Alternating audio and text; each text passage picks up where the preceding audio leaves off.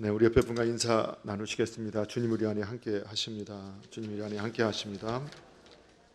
네, 오늘도 예배 자리에 함께 하신 우리 모든 분들 위해 우리 주님께로부터 은혜와 평강이 항상 넘쳐나시기를 축원합니다. 네, 광복 75주년입니다.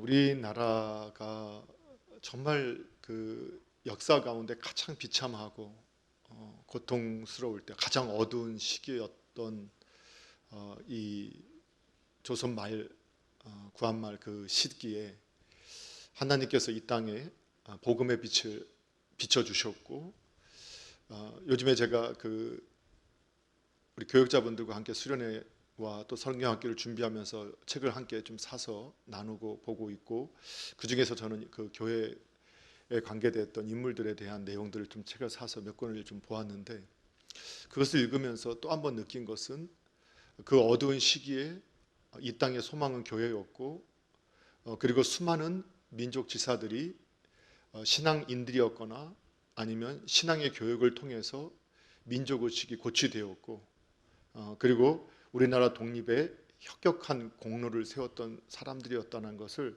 다시 한번 확인하게 됩니다. 뿐만 아니라 이러한 분들이 또 우리나라 대한민국을 건설하는 일에 그 초대 내각의 대부분의 그 내각 인물들은 독립투사들이었고, 또 기독교인들이었고, 재헌국회 또 대부분의 많은 사람들이 크리스천들이었던 것을 우리가 보게 될 때, 한국 교회와 그리고 복음과 또는 우리나라와는 떼어라고 해도 뗄 수 없는 아주 밀접한 관계를 갖고 있음에도 불구하고 그런 바른 역사를 우리가 배우지 못하고 있구나 하는 것들을 다시 한번 깨달을 수 있었습니다. 좀 관심을 갖고 우리가 이 부분에 대해서도 조금 더 연구를 하고 좀 고백을 좀 할 필요가 있겠다, 또 가르칠 필요가 있겠다라는 생각을 하고 있는데, 하나님의 은혜 가운데 우리나라는 지금 전 세계 10위 경제 대국가에서 전 세계 복음을 인구 대비 가장 많이 증거하는 나라로서 지금도 쓰임 받고 있습니다. 그래서 여전히 이 시대에도 소망은 교회에 있고 또 우리 주님께 있다라는 것을 우리 남서울 중앙교회당의 교회로 부름받은 우리 성도님들은 확신을 가지셔야 합니다. 그리고 그래서 나라 민족을 위해 마음을 품으시고, 또 주어진 자리에서 이 나라 민족을 위해 기도하시고, 또 내가 하나님께서 맡기신 그 은사를 따라서 모든 영역에서 정말 좋은 교인이 되었던 우리 성도님들이 이제는 좋은 교회로 세상에서 교회 자체가 되어서 주님의 빛을 드러낼 수 있기를 축원합니다. 자, 우리 그러면서 이제 우리가 이제 창세기 말씀을 공부하면서 오늘 노아의 홍수에 대한 부분들이 많은 내용이 있지만 우리가 요약하면서 오늘은 본문 말씀을 전후해서 무지개 언약이라는 제목으로 이 창조 이후에 그 홍수 이후에 노아가 땅에 내려온 후에 행했던 모습을 먼저 살펴보고, 그리고 하나님과 노아와 그 자녀들 이 땅의 생물들과 맺었던 언약, 무지개 언약의 의미를 살펴본 후에 오늘 성경의 가장 핵심 중에 하나가 바로 그 피에는 생명이 있다라는 말씀이 처음 등장하게 되는데, 그 피에는 생명이 있다라는 그 의미에 대해서 우리가 함께 살펴보면서 다음 설교와 연결하는 이러한 연결고리의 말씀들을 함께 나누려고 합니다. 그럼 먼저 첫 번째로는 노아가 땅에 내려온 후 가장 처음 한 행동은 어떤 모습이었는가를 우리가 8장 20절의 말씀을 통해서 확인해 보도록 하겠습니다. 우리 함께 읽겠습니다. 시작. 노아가 여호와께 제단을 쌓고 모든 정결한 짐승과 모든 정결한 새 중에서 제물을 취하여 번제로 제단에 드렸더니. 아멘. 여러분, 한 1년 가까이를 방주 안에 있었습니다. 사실 저는 오랫동안 배를 타본 적이 없기 때문에 좋은 배를 타고 있어도 깝깝하고 할 텐데, 한 번도 땅에 내리지 못하고 여객선처럼 가서 잠깐 내려서 구경하고 올라오는 것도 아니고 1년 가까이를 그냥 배에서 갇혀 살았습니다. 종종 아프리카나 남미 이런 지역을 비행기를 타고 갈 때도 보통은 16시간에서 20 몇 시간, 30 몇 시간 거리는 시간들이 있을 때가 있습니다. 그러면 그 비행기에서 내리는 것도 살 것 같다. 그래서 정말 이런 비행기는 여기는 다시는 못 올 것 같다. 이런 마음이 들기도 하는데 이 배에 갇혀서 어디로 흘러가는지도 모르는, 키도 우리가 잘 아는 것처럼 돛도 없고 키도 없어 하나님께서 흘러가게 하신 대로 가는 그곳에 갇혀 있었던 것 같은 상황에서 땅에 물이 감해지고 내려와서 처음 이 노아가 했던 모습은 놀랍게도 하나님 앞에 제단을 쌓고 제물을 드리며 예배하는 일이었던 것을 우리가 보게 됩니다. 여기서 성경 전체에서 단을 쌓았다라는 말도 처음 나오고 번제를 드렸다는 말도 처음 나오는 겁니다. 물론 우리는 그 에녹의 하나님과 동행했던 에녹의 셋의 자손들은 하나님을 경외하고 하나님의 이름을 에노스 때 이름을 부르면서 공예배가 있었기 때문에 그 전에도 단을 쌓았고 번제나 예배를 드렸던, 제사를 드렸던 일들이 있었던 것을 부정할 수 없습니다. 그러니까 에서가 아니라요, 아벨의 제사 그리고 가인의 제사를 우리가 공부하면서도 아담도 분명히 제사를 드렸을 것이고 그 부모를 통해서 선지자였던 아담을 통해서 그 제사법을 배웠고 성인지에서 그들이 제사를 드렸고 에노스 때 공예배가 시작되었던 모습들을 우리가 성경을 통해서 확인할 수 있었습니다. 그러면서 오늘 하나님께서 이 노아의 제단을 제물을 기뻐 받으셨던 것을 다음 21절을 통해서 확인할 수 있지만 우리들이 단순하게 하나님께서 노아의 제사 드리는 그 형식을 기뻐하신 것이 아니라는 것을 지난 우리가 성경을 말씀을 참고했던 그 내용들을 통해서 확인할 수 있습니다. 왜냐하면 이미 아벨의 제물을 하나님께서 받으셨던 것처럼 또 우리는 하나님과 동행하는 삶이 그 하나님의 선하시고 기뻐하시고 온전한 뜻이 무엇인가를 분별하면서 하나님의 뜻에 따라 살았던 삶, 그 순종의 삶이 하나님과 동행하는 삶이요 예배자의 삶이라는 것들을 우리가 함께 공부했었던 것을 여러분 기억하실 겁니다. 그러한 내용으로 살펴볼 때 노아는 홍수 전에도 하나님과 동행했고 그리고 노아가 방주를 만들 때도 하나님과 동행하고 있었고 심지어는 방주에서 1년여 동안 그 물이 흘러가는 대로 흘러가는 그 방주 속에서도 하나님과 동행하는 삶을 살았다는 것을 확인할 수 있습니다. 그래서 그는 하나님의 뜻이 어디에 있는지 방주 위의 삶이 어떠한 이유의 삶이 되어야 하는지를 하나님의 뜻을 따라 알고 있었기 때문에 그는 가장 먼저 내려와서 하나님 앞에 단을 쌓고 번제를 드렸던 것을 보게 됩니다.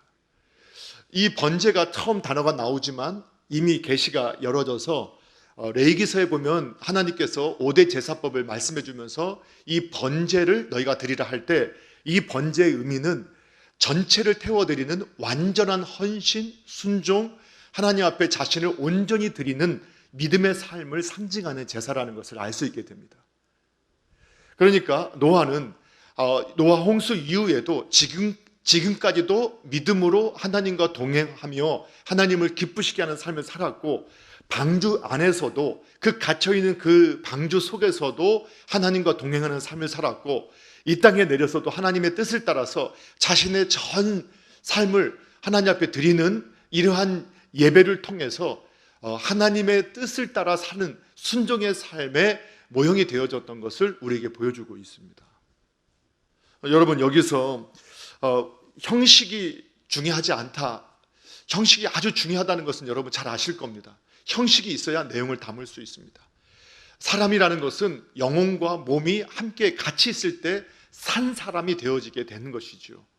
마찬가지로 참 교회는 이 하나님께서 허락하신 교회당 안에 교회로 부름받은 저와 여러분이 함께 모여 하나님을 예배하고 하나님의 말씀을 배우고 또 이곳에서 함께 교제할 때 이것이 참 교회가 되어진다는 것을 부인할 수 없습니다.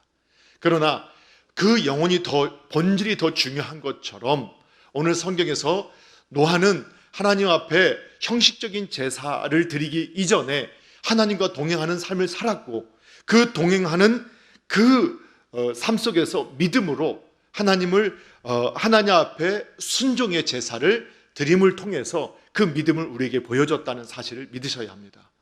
그래서 사랑하는 성도 여러분, 오늘 가정에서든 교회당에서든 주님의 날, 정한 장소에 온 가족이 함께 모여서 우리가 온 교회가 함께 모여서 하나님을 예배하는 그 일은 아주 신앙적인 일이고 아름다운 일임을 믿으시기 바랍니다.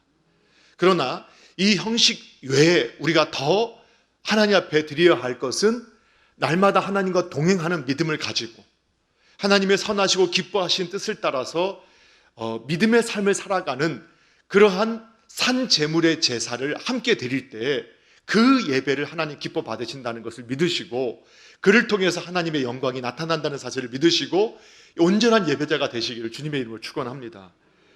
자, 그러면서 하나님께서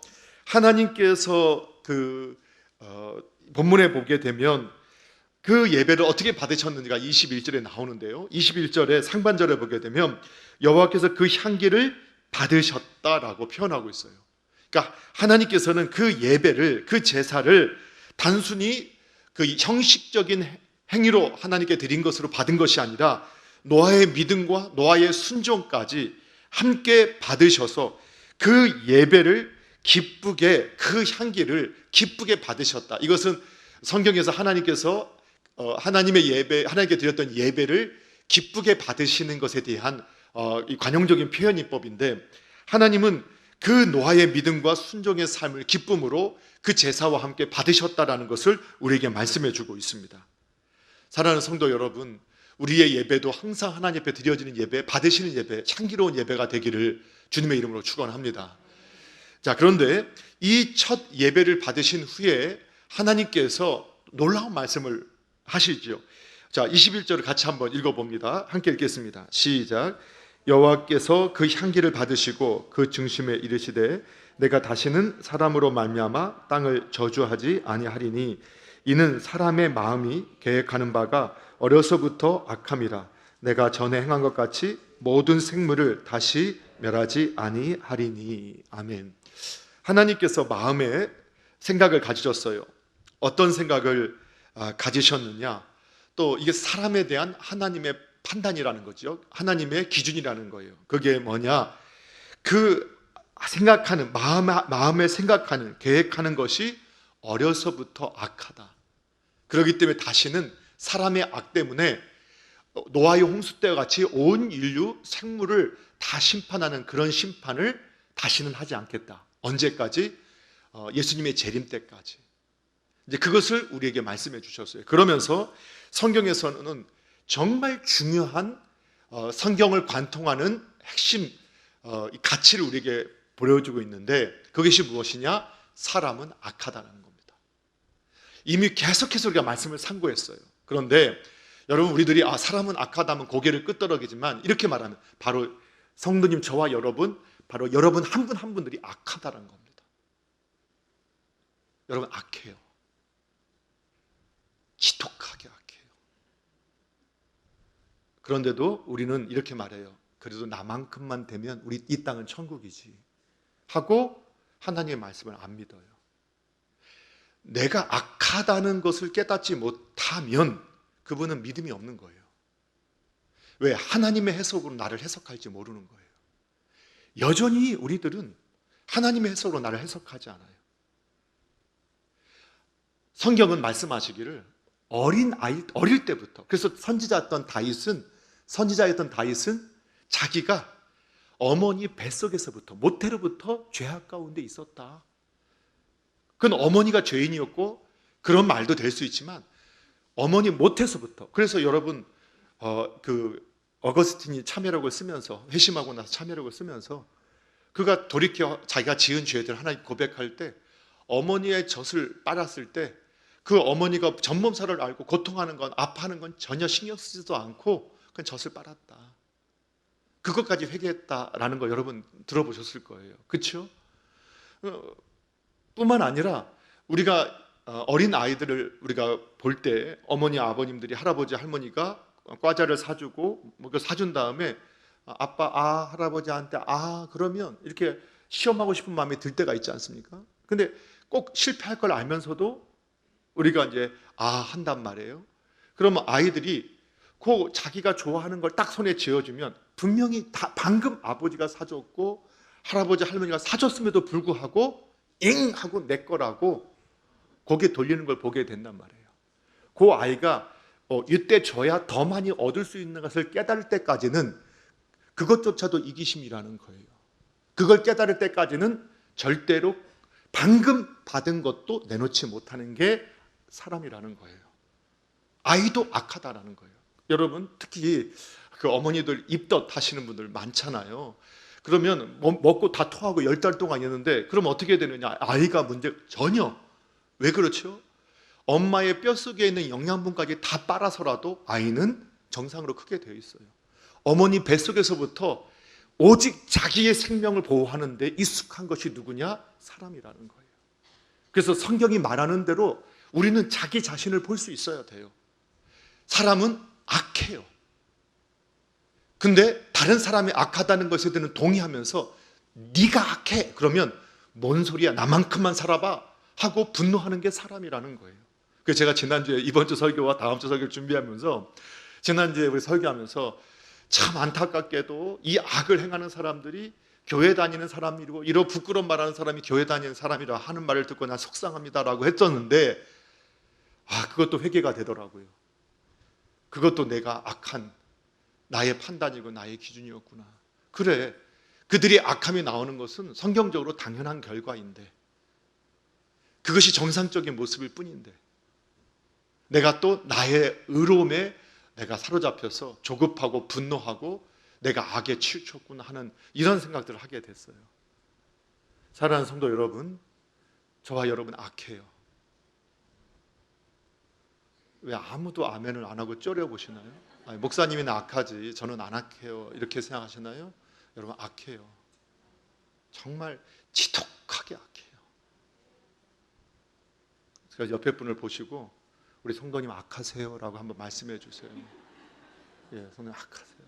악해요. 그걸 깨닫지 못하면 하나님의 그것을 깨닫지 못하거나 오늘 말씀을 그대로 믿지 못하면 그게 믿음이 없는 거예요. 사람이 악하구나. 내가 악하구나. 뿐만 아니라 다른 모든 사람도 악해요. 그리고 악을 보고 분노할 필요가 없어요. 그게 하나님이 없이는. 그래서 우리가 내 안에 선한 것이 나오는 것은 하나님의 은혜가 아니면 불가능한 거예요. 하나님의 은혜가 아니면. 그래서 제가 선한 게 내 안에 나왔을 때도 정말 믿음이 있는 사람은 그 선한 것에 나온 것에 감사할 뿐이에요. 누구에게? 하나님께.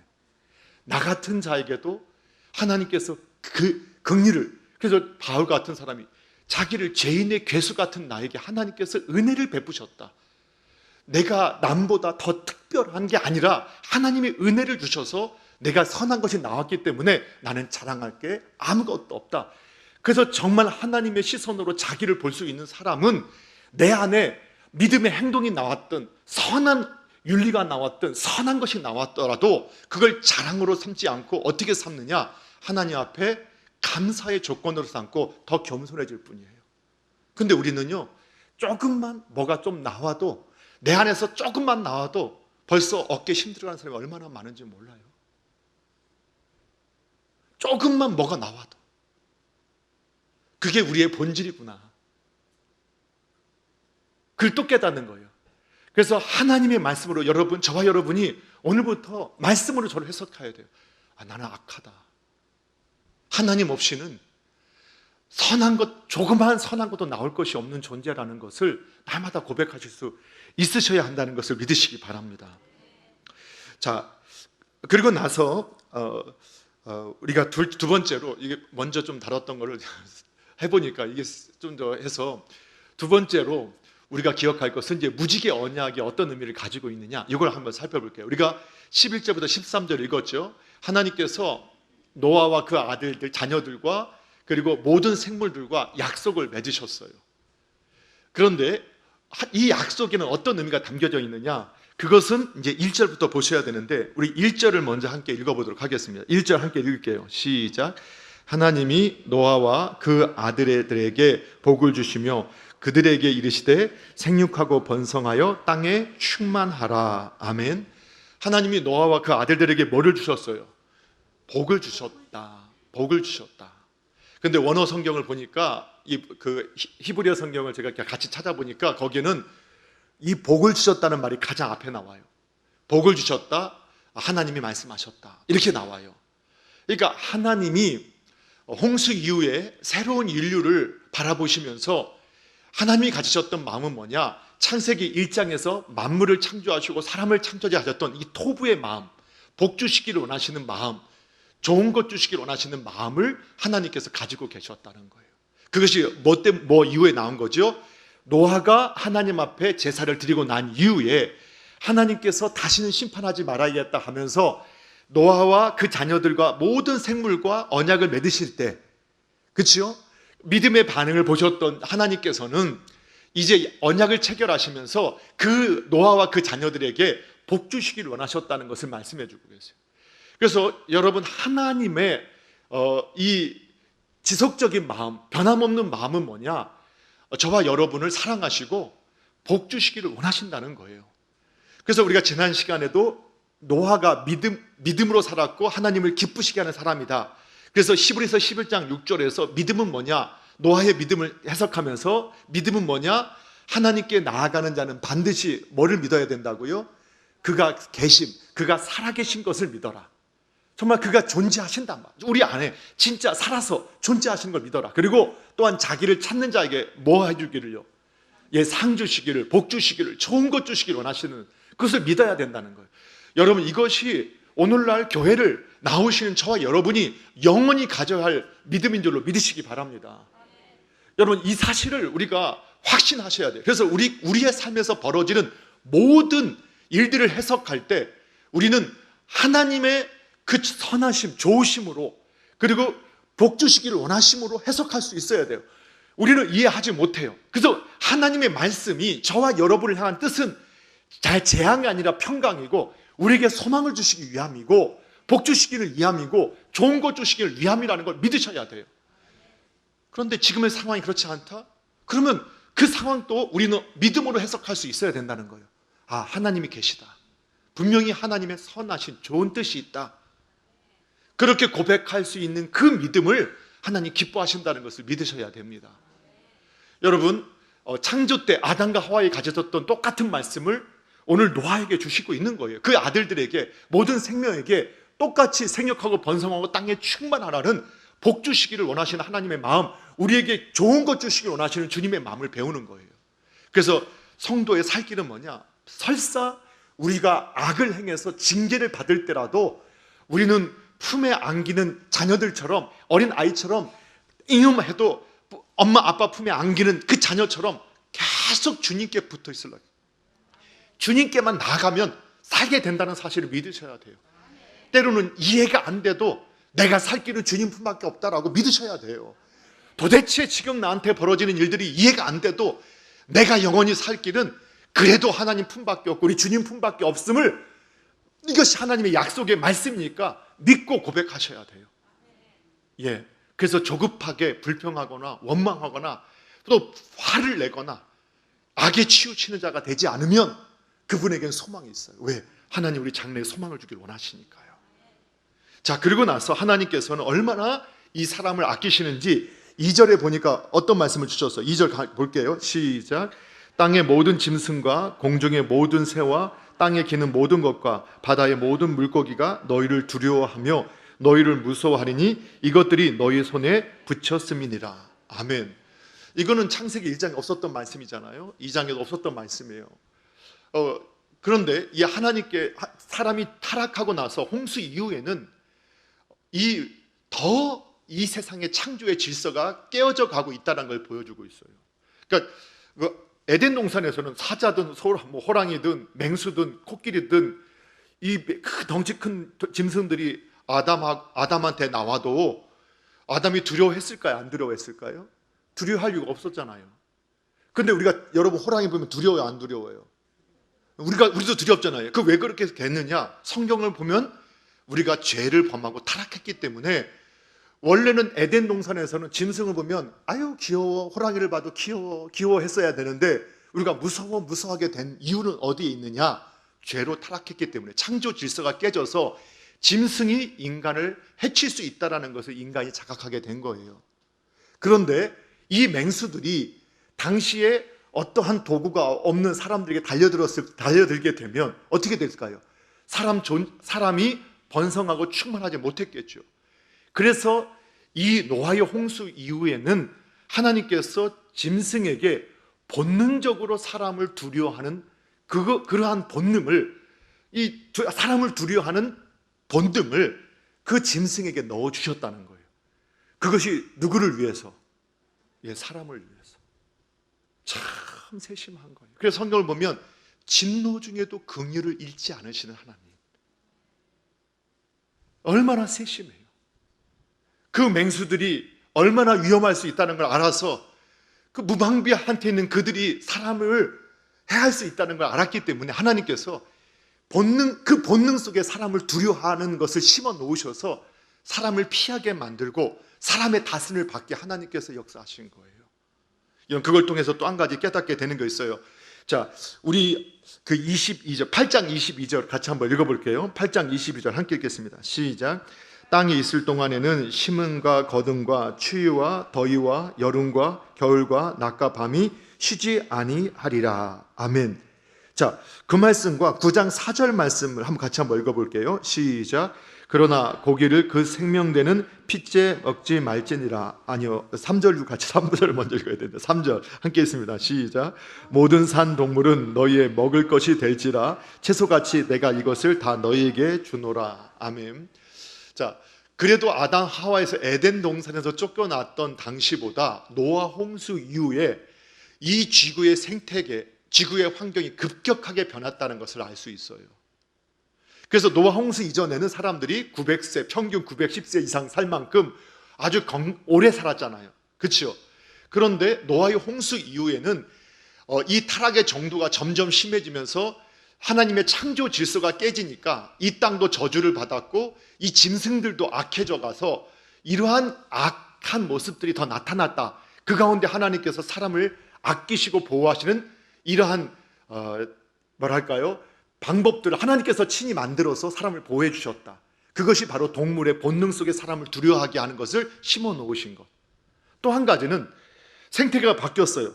원래는 타락하고 난 이후에, 에덴에서 쫓겨난 이후에도 땅이 저주를 받아서 심고 땀을 흘려야만 거둘 수 있게 되었어요. 그건 이전에 있었어요. 노아 홍수 이전에도. 그런데 추위와 더위, 여름과 겨울이 없었다고 봐요. 왜 그러냐면 우리는 이미 하나님께서 세상을 창조하실 때 하늘의 궁창을 만드셨을 때 이 궁창이 뭐냐라는 것을 연구한 대부분의 결과는 그것이 하늘의 물이라고, 하늘의 물과 땅의 물을 나누셔서 하늘의 물을 궁창이라고 부르신다고 성경이 말을 하고 있죠. 그래서 지금도 우리가 이 고고학적으로 아주 오래전, 지금 뭐 10,000년 전, 이렇게 뭐 8,000년 전 이 동굴에서 원시인처럼 살았을 것 같은 그 사람들, 그런데 원시인지 아닌지 그건 몰라요. 그런데 그 고대 사람들이 살았던 그 그림들에 보면 태양이 어떻게 그려져 있냐, 동그랗게 안 그려져 있고 이렇게 흐릿흐릿하게 그려져 있어요. 왜 그러냐? 그 당시에 물을 통해서 보고 있었기 때문에 그렇게 보고 있다라고 추정을 해요. 뿐만 아니라 그 당시가 물로 인해서 이 온 지구가 덮여 있었기 때문에 지구는 온실 효과처럼 전 지구가 동일한 환경, 비슷한 환경 가운데 놓여 있었고, 여러 그 물이라는 게요, 우리 같으면 요즘에 자외선이 몸에 안 좋고 한다는 걸 듣지요. 그 물을 자외선을 통과하지 못하게 한다는 거예요. 그래서 태양에서부터 많은 이 파장이 나오는데 그 파장 중에서 사람을 치료하고 살리는 파장도 있고 사람에게 위해를 주고 암을 주고 노하게 하는 이런 파장들이 있는데 이 물이 나쁜 파장들은 통과하지 못하게 하고 좋은 파장만 통과하게 한다는 거예요. 그러니까 이 과거에 궁창이 있을 당시에는 사람들이 하나님께서 천연의 궁창을 통해서 사람들이 노하지도 병에 걸리지도 않게끔 이런 환경들을 조성해 주셨는데, 홍수 때 성경의 노아 홍수 이 본문을 읽다 보면 하나님께서 하늘의 창을 열어줘서 이 물을 다 쏟아내셨다고 했거든요. 그래서 지금도 나사에서 최근인지 좀 오래전인지 모르겠지만 발견해낸 것은 뭐냐면 공중에 지금도 물이 있는데 얼음의 형태로 이렇게 대기권에 떠 있는 것들을 발견한 것을 이게 발표한 것을 본 적이 있죠. 어쨌든 당시에 그 물이 다 떨어진 건 아닌 것 같고 그것이 얼음 알갱이 전체로 지금도 떠 있는 걸 보게 되는데, 노아의 홍수 때 그 물이 떨어지면서 실제로 현재 그 당시에는 아마도 지금의 어떤 창조 과학자들이 판단하기에는 70% 이상이 육지였을 것이다. 그리고 온 지구가 비슷한 날씨에 아주 아름드리 나무들이 대단한 큰 짐승들과 함께 공존하고 있었을 것이라고 보는 거예요. 왜 그러냐면 지금 우리 전 세계에서 우리가 발굴해 나고 있는 석탄이라는 것은 이러한 식물들이 한꺼번에 묻혀서 압축과 열을 받아서 탄화된 것이 석탄이라는 것을 누가 또 동의하고 그렇게 정의를 내려요.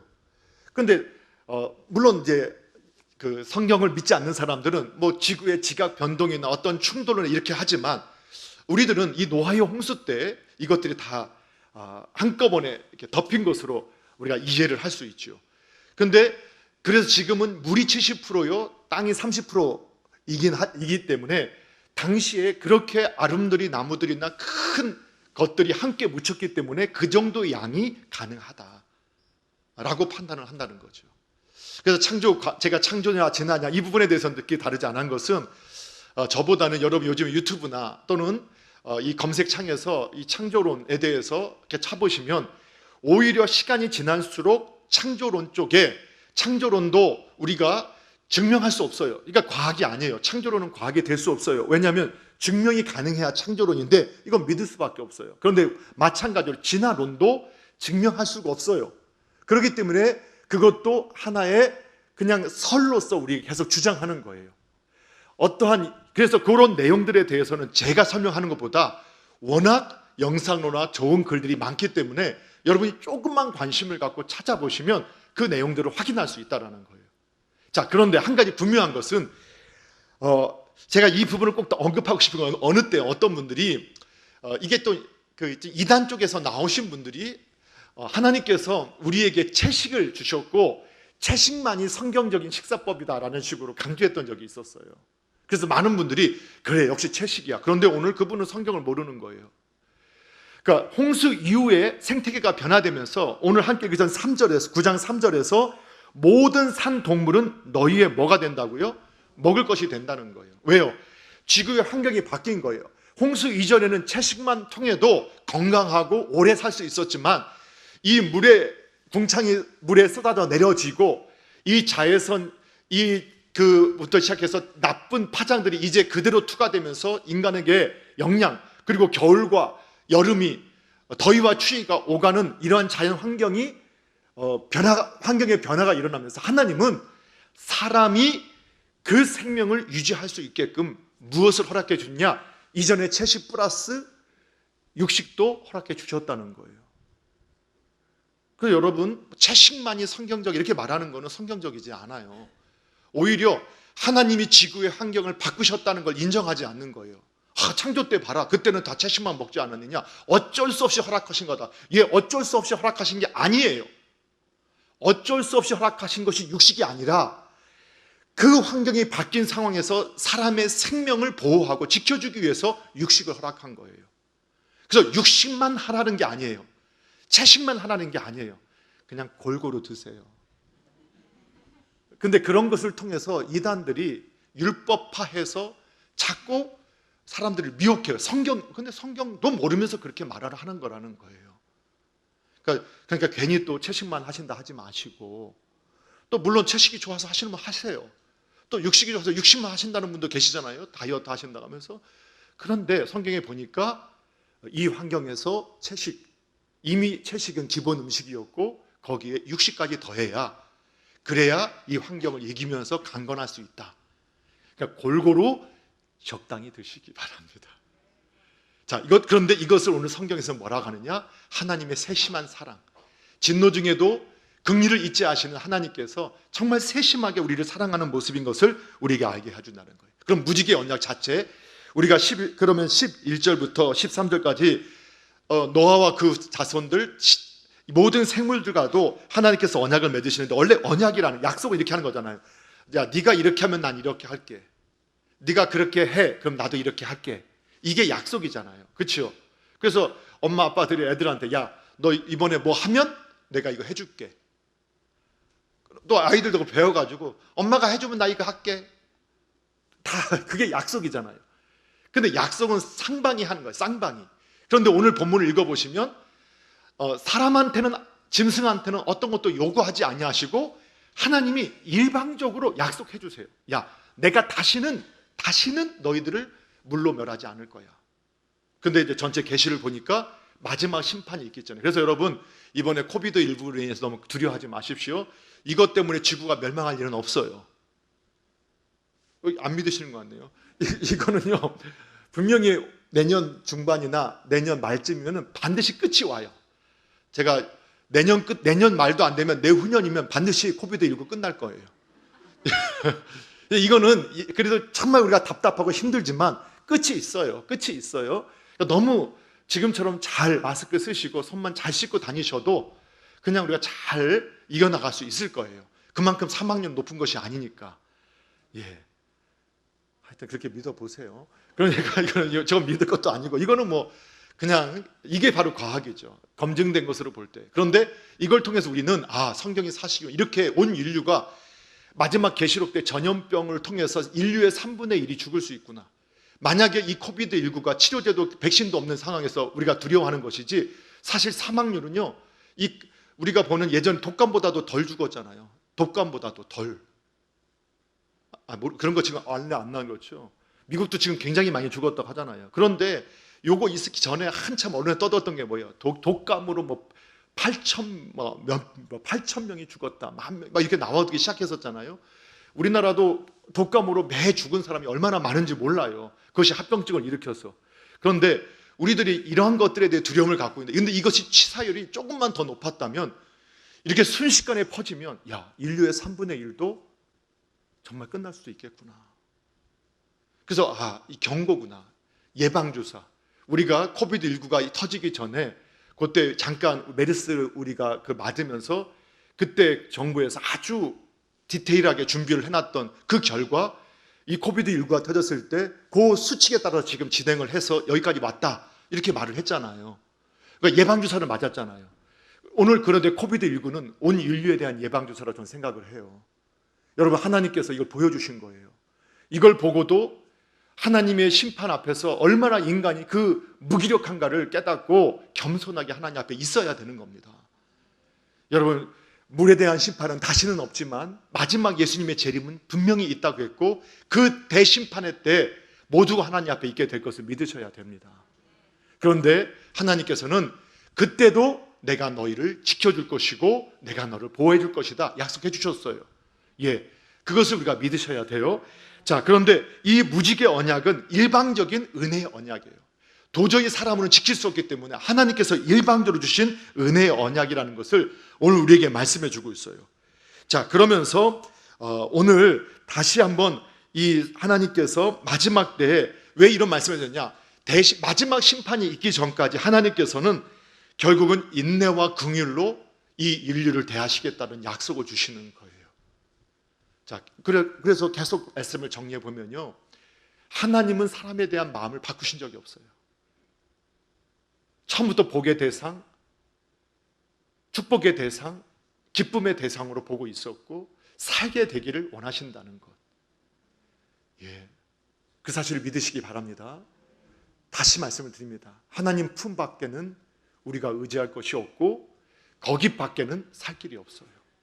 오늘 그 하나님의 품에 안기시는 저와 여러분 되기를 주님의 이름으로 축복합니다. 자, 마지막 세 번째로 우리가 창세기 9장 4절을 먼저 읽었는데 다시 한번 9장 4절 한번 읽어보겠습니다. 시작. 그러나 고기를 그 생명되는 핏째 먹지 말 것이니라. 아멘.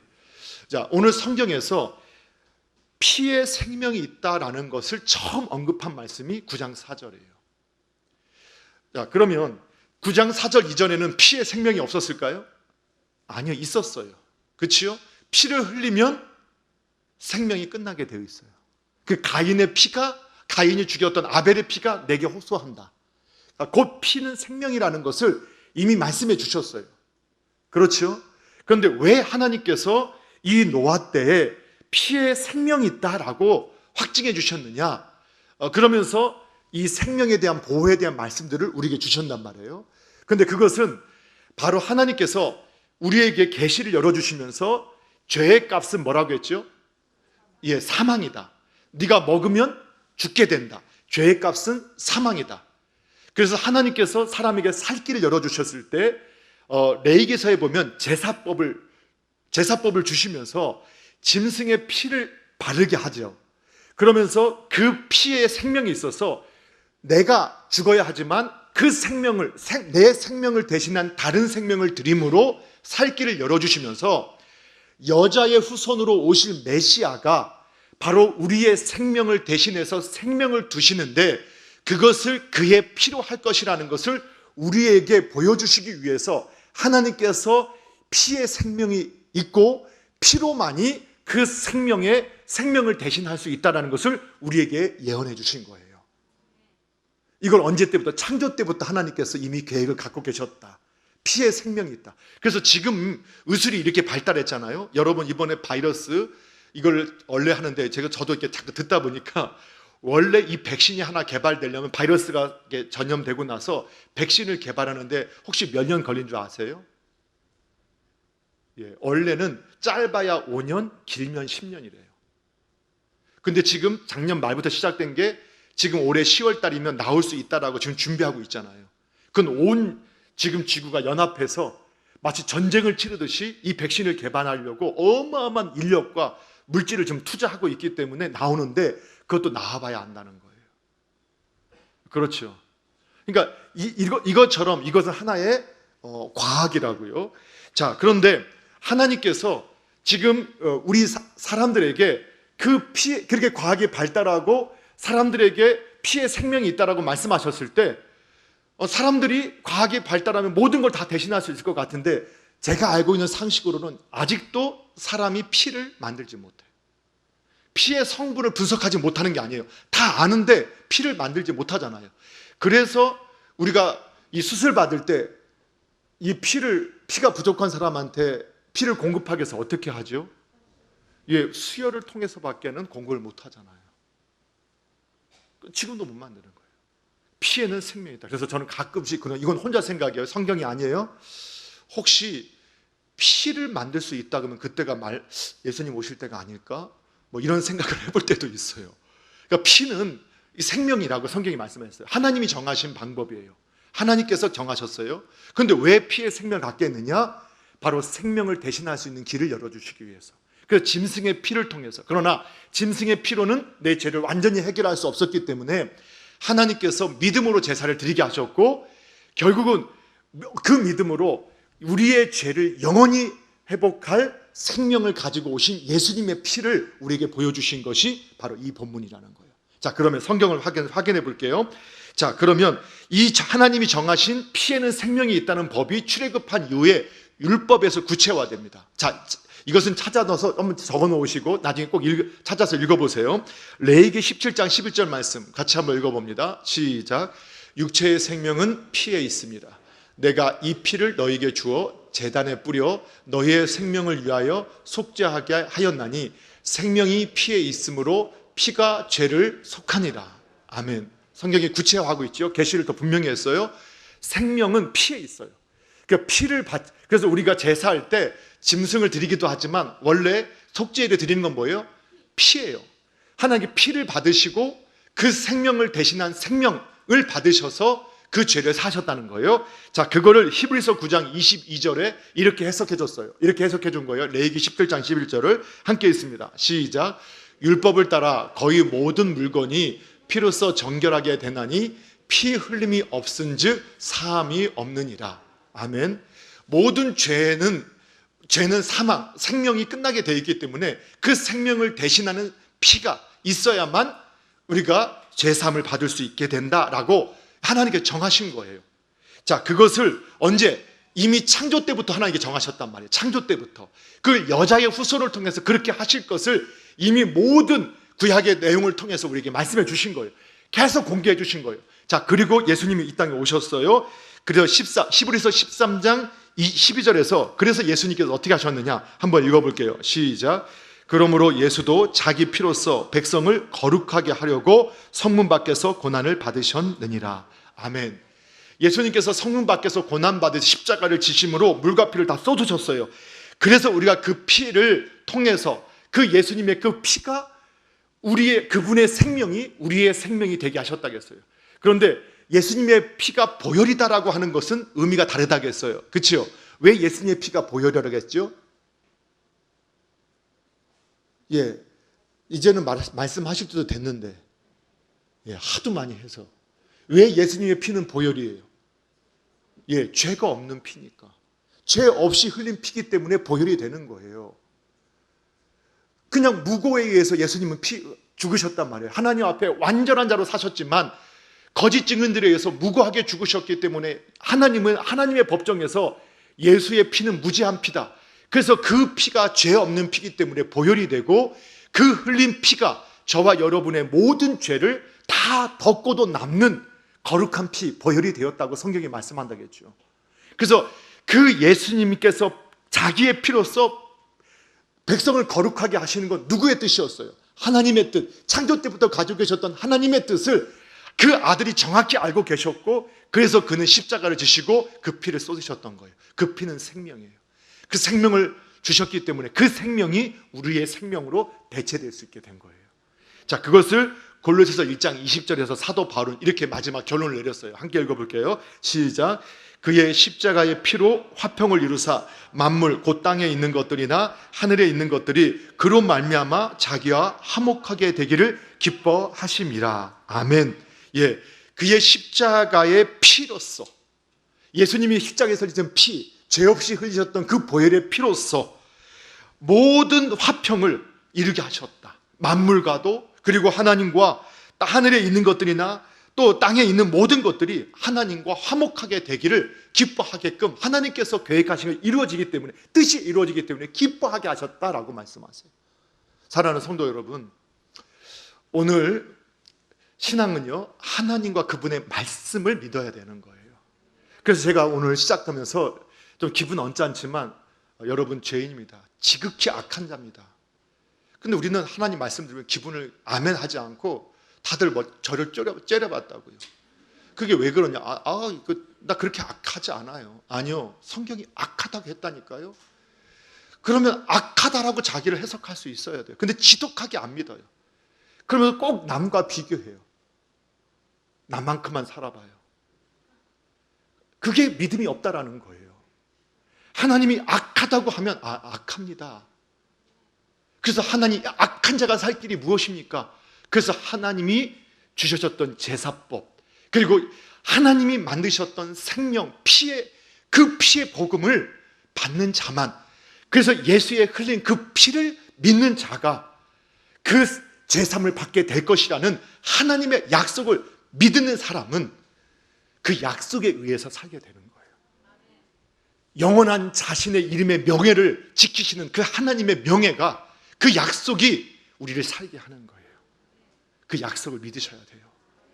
그리고 저와 여러분이 이제는 교회 안에 좋은 교인으로서 머무는, 예배당 안에 좋은 교인으로 머물지 마시고 세상 속 모든 곳에서 참 교회로서 그 주님의 빛을 드러낼 수 있기를, 그 이 땅에 소망이 되는 교회가 되기를 주님의 이름으로 축원합니다. 기도하겠습니다. 하나님 아버지, 감사합니다. 우리에게 주신 믿음을 따라서 오늘도 주님 앞에 있게 해주셨사오니, 주님, 우리에게 언약, 일방적인 주님의 약속을 믿고 오늘 그 안에 저희들이 있게 해주셨사오니, 그 믿음으로 말미암아 우리를 의롭게 여기신다 하셨던 주님의 약속이 우리의 삶에서 그대로 이루어지게 하여 주셔서, 아버지, 이 땅에서도 저희가 교회당 안에 모이는 좋은 교인에서 이제 더 뛰어넘어 세상 속에 우리 남서울 중앙교회에 속한 우리 교회에 된 한 분 한 분들이 세상의 교회로서, 세상 속에 있는 교회로서 그 빛을, 주님의 빛을 드러내게 하여 주시고 이 땅의 사명자로서 승리하는 삶이 될 수 있도록 복의 복을 더하여 주시옵소서. 예수님의 이름으로 기도하옵나이다. 아멘.